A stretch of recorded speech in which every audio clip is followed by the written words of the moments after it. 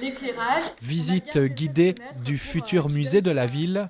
Il sera 2 fois plus grand que l'ancien musée. C'est de mettre des photos contemporaines. On se trouve dans une ancienne école, l'école maternelle Malraux, un lieu assez sympathique, une galerie, une mezzanine.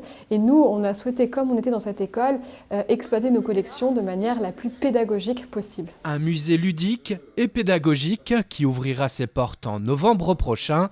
Sur place, jusqu'à 150 œuvres exposées de façon permanente ou bien temporaire. Le 2e étage sera consacré à l'illustrateur Benjamin Rabier, né à La Roche-sur-Yon. Une grande place fera la part belle aussi à la peinture du 19e siècle.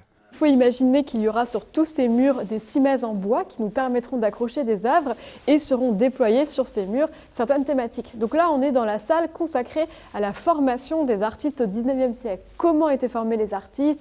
Pourquoi étaient-ils copistes? Pourquoi se rendaient-ils en Italie? Comment se passait le prix de Rome? De qui s'inspiraient-ils? Voilà, toutes ces thématiques seront présentées ici. Un vrai musée en attendant le prochain.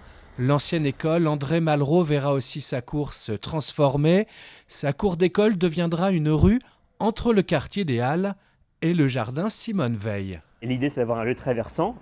Dans les heures d'ouverture du musée, quiconque pourra y entrer pour traverser, mais aussi pour s'arrêter, pour flâner, profiter des jeux pour les enfants qui vont être revisités, pour regarder l'exposition temporaire, pour s'arrêter, regarder et pour le coup rentrer au musée si on a envie.